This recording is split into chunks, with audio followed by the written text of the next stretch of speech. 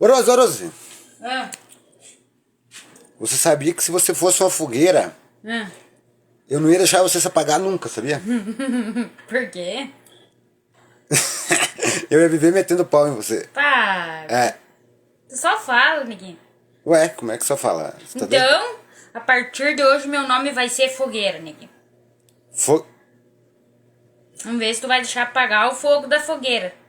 Porque tu com esse teu gravetinho aí, cara, isso aí, ixi, Maria. O que tem, hein? Que tem um gravetinho? Isso aí não acende fogo nenhum, cara.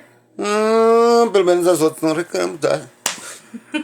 Daí agora quer ficar brabinha. Pronto. Tu vai ver. E outra coisa, aproveitando o embalo aqui, ó.